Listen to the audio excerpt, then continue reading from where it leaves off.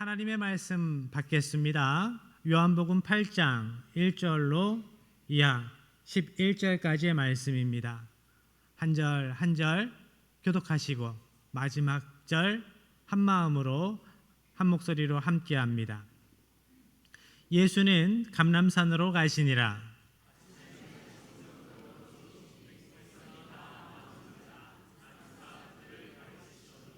서기관들과 바리새인들이 음행 중에 잡힌 여자를 끌고 와서 가운데에 세우고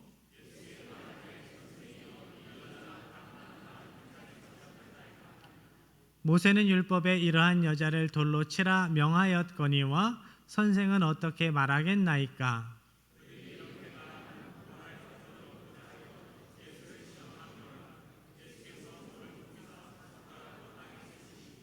그들이 묻기를 마지 아니하는지라. 이에 일어나 이르시되 너희 중에 죄 없는 자가 먼저 돌로 치라 하시고, 그들이 이 말씀을 듣고 양심의 가책을 느껴 어른으로 시작하여 젊은이까지 하나씩 하나씩 나가고 오직 예수와 그 가운데 섰는 여자만 남았더라.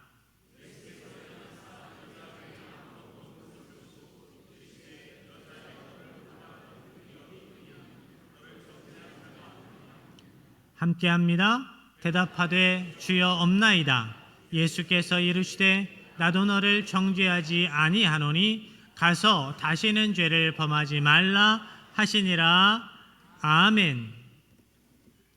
오늘 본문은 음행 중에 잡혀온 여인에 관한 말씀입니다. 그런데 사람들은 왜 이 여인을 법정으로 끌고 가지 않고 예수님 앞으로 끌고 왔을까?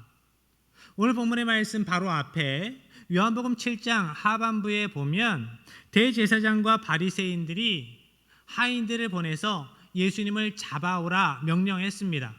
그런데 그들이 도리어 예수님의 말씀을 듣고 은혜를 받았습니다. 예수님을 잡아가야 하는 그 사람들이 예수님의 말씀을 듣고 은혜 받고 돌아옵니다. 그러면서 자기들의 주인에게 이렇게 이야기를 하는 겁니다. 이렇게 능력 있는 말씀은 처음 들었어요. 은혜 받았잖아요 라고 이야기를 하는 겁니다. 그런 상황 가운데에서 대제사장과 바리새인들은 화가 납니다. 화가 나서 이렇게 이야기를 합니다. 요한복음 7장 47절로 49절의 말씀입니다. 바리새인들이 대답하되 너희도 미혹되었느냐? 당국자들이나 바리새인 중에 그를 믿는 자가 있느냐? 율법을 알지 못하는 이 무리는 저주를 받은 자로다. 아멘. 율법을 알지 못하는 이 무리는 저주를 받은 자로다. 니들이 하나님의 말씀을 율법을 알지 못하니까 무지해서 은혜 받았다 그러는 거지. 분별력도 없는 것들, 이렇게 이야기를 합니다.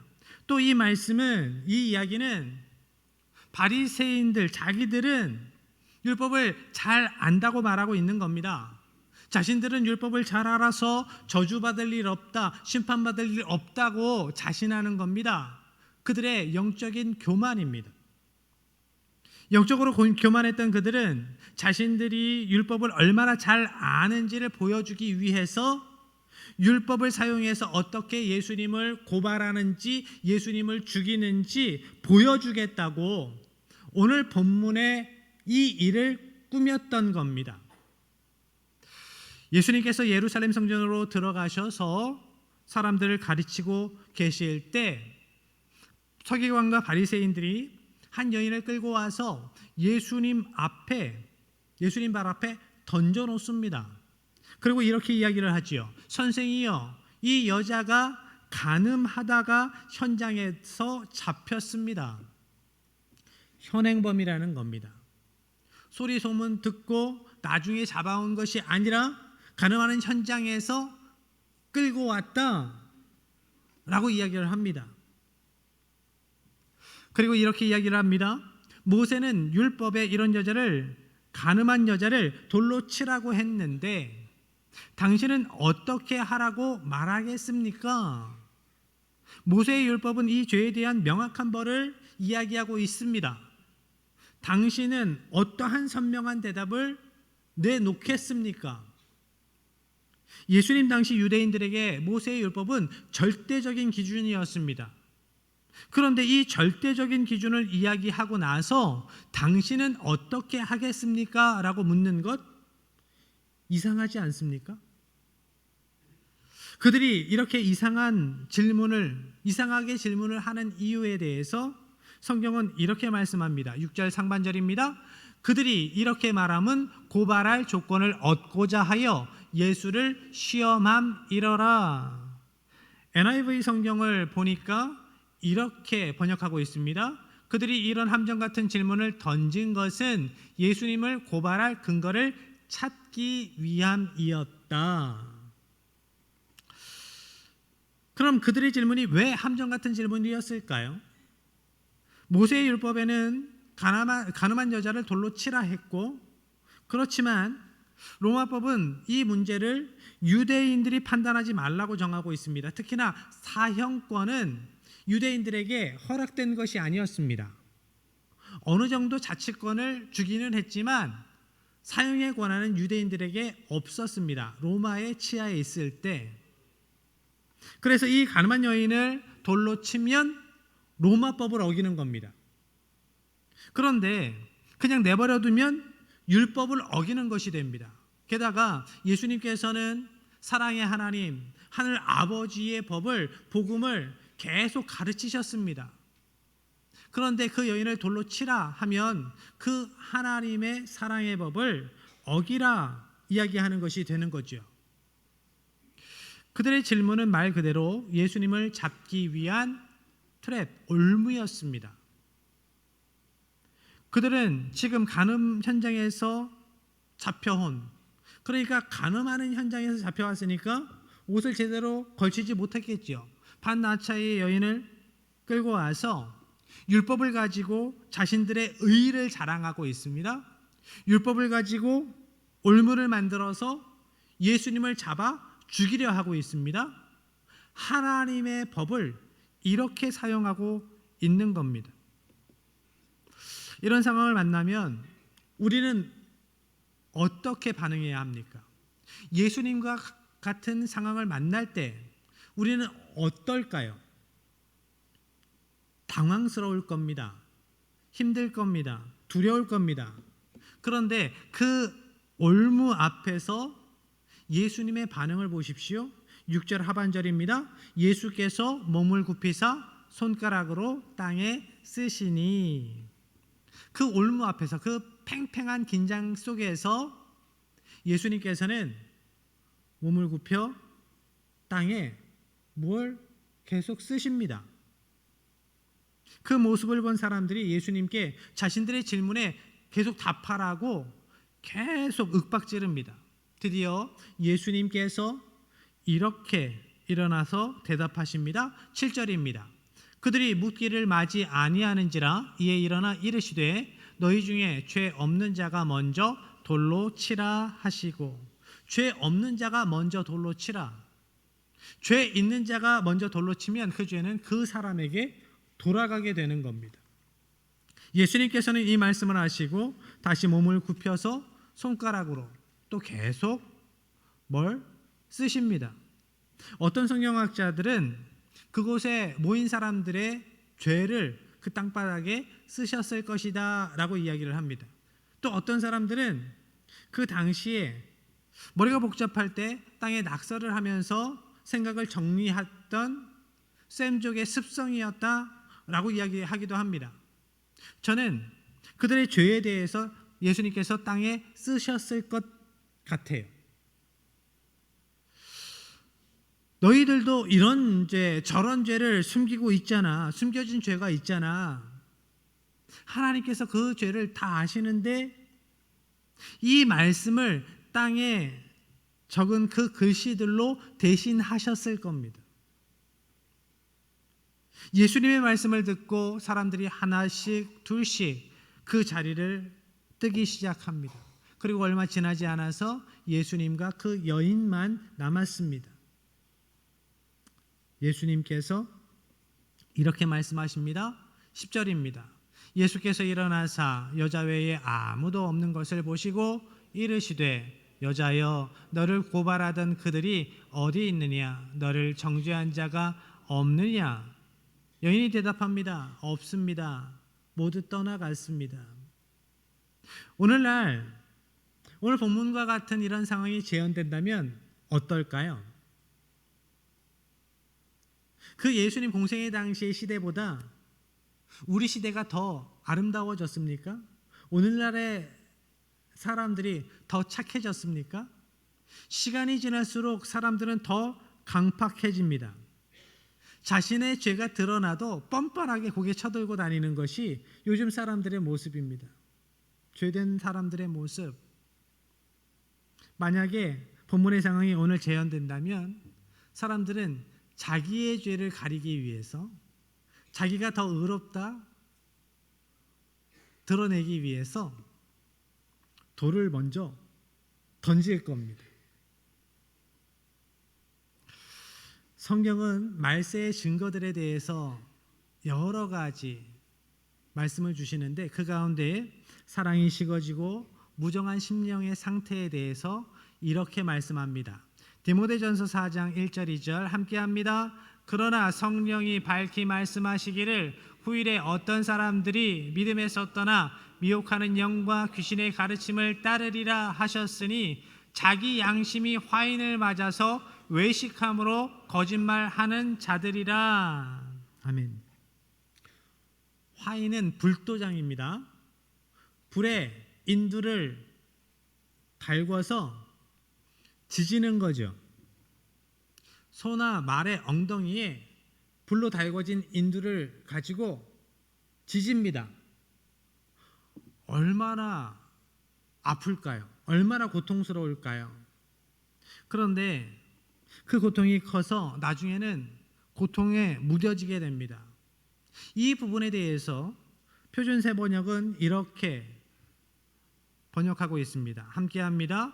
성령께서 밝히 말씀하십니다. 마지막 때에 몇몇 사람들은 믿음에서 떠나 속이는 영과 악마의 교훈을 따를 것입니다. 그러한 교훈은 그 양심에 낙인이 찍힌 거짓말쟁이의 속임수에서 나오는 것입니다. 양심에 화인 맞았다라는 것은 양심이 제 기능을 하지 못한다는 겁니다. 양심이 제 기능을 하지 못해서 죄에 대해서 무뎌졌다라는 겁니다. 죄에 대해서 무뎌져서 자신의 죄에 대해서 전혀 아파하지 않고 그저 덮으려고 거짓말로 속이는 겁니다. 이런 면에서 오늘 우리는 말세를 살아가고 있습니다. 세상이 말세입니다. 말세의 사람들이, 말세의 심령을 가진 사람들이 세상에 넘쳐납니다. 그런데 우리의 심령도 말세를 살아가고 있지는 않습니까? 내가 말씀으로 나의 심령을 조명하여 보지 않으면 몰랐을 말세의 그 상태가, 심령의 상태가 나에게 있지 않은가 돌아봐야 합니다. 사람들이 예수님의 말씀에 양심의 가책을 느끼고 돌을 내려놓고 하나둘씩 돌아갔습니다. 이제 예수님께서는 그 여인에게 놀라운 은혜의 말씀을 선포합니다. 11절 하반절의 말씀입니다. 예수께서 이르시되 나도 너를 정죄하지 아니하노니 가서 다시는 죄를 범하지 말라 하시니라. 아멘. 예수님의 주위에 있었던 이들을 한번 상상해 보십시오. 그들이 여인을 고발합니다. 그렇지만 그들도 죄인이었습니다. 자신들도 죄인이면서 다른 죄인을 고발하기만 하고 있습니다. 분명 여인은 죄인이었습니다. 예수님께서 그 여인의 죄가 없다 하지 않으셨습니다. 그렇지만 분명한 죄가 있었음에도 불구하고 그 여인은 죄 용서함을 받았지요.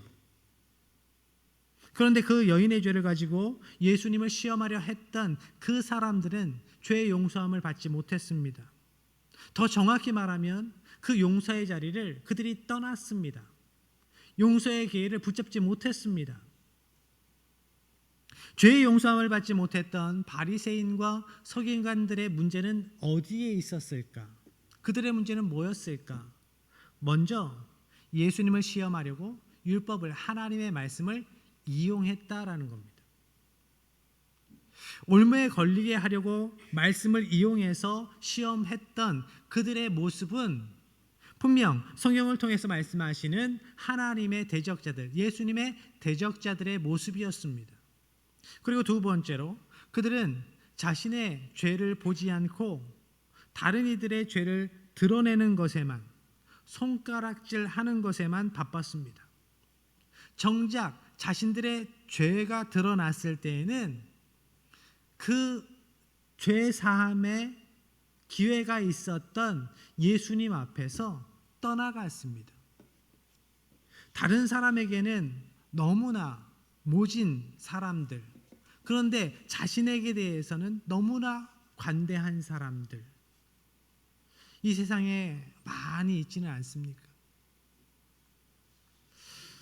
그 여인은 왜 돌에 맞아 죽지 않았을까? 예수님께서 또 한 번의 기회를 주셨기 때문입니다. 용서받을 기회를, 구원받을 기회를, 또 한 번의 기회를 예수님께서 주셨습니다. 그 여인은 주님께서 주시는 또 한 번의 기회를 얻었습니다. 그런데 율법을, 하나님의 말씀을 잘 안다고 자부했던 바리새인과 서기관들은 그 기회를 얻지 못하고 도망쳤습니다. 오늘 본문의 말씀을 보면 예수님께서 그 여인을 용서해 주셨는데 이런 궁금증이 생깁니다. 그 여인은, 예수님께 또 한 번의 기회를 얻은, 용서받은 그 여인은 이후에 잘 살았을까? 믿음으로 잘 살았을까? 그 여인 어땠을까요? 많은 성경학자들이 그 여인이 이후에 믿음으로 잘 살아갔을 것이라고 생각을 합니다. 그렇게 생각하는 몇 가지 이유가 있습니다. 먼저 오늘 본문의 이야기가 성경의 정경화 과정 가운데에 나중에 추가되었기 때문입니다. 이게 왜 이유가 될까요? 왜 이 이야기가 성경에 나중에 들어갔을까? 정경화 과정 가운데 나중에 들어갔을까? 이런 추측이 가능합니다. 초대교회에 이 여인의 이야기를 아는 사람들이 많았습니다. 너무나 감동스럽습니다. 그런데 문제가 있어요. 그 여인이 아직 그 초대교회 안에 살아있어서 조금 껄끄러운 거예요. 그런 이 이야기를 공론화하기가 껄끄러운 거예요. 그래서 어떻게 할까 하다가 나중에 그 여인에게 당신의 이 간증을, 믿음의 간증을 기록해도 될까요? 묻고 동의를 얻어서 성경의 정경화 과정 가운데 집어넣었을 수 있죠. 아니면 그 여인이 이제 생을 마감한 이후에 이제 그분이 천국 갔으니까 이 이야기 써도 괜찮겠다. 예수님의 이 가르침이, 예수님의 이 은혜가 너무나 귀한데 이제는 쓸 수 있겠다 해서 나중에 성경에 기록했을 수 있습니다. 그 여인이 믿음으로 잘 살지 않았다면, 믿음의 길에서 벗어났다면 그 이야기가 정경에 들어가지 않았을 겁니다. 두 번째로 그 여인이 믿음으로 잘 살았을 것이라고 추측하는 또 하나의 이유는 사도 요한이 요한복음을 기록할 때 예수님께서 베푸신 은혜로, 예수님의 사랑으로 새 삶을 얻은 사람들의 이 이후에, 그 이후의 이야기를 기록하고 있기 때문입니다.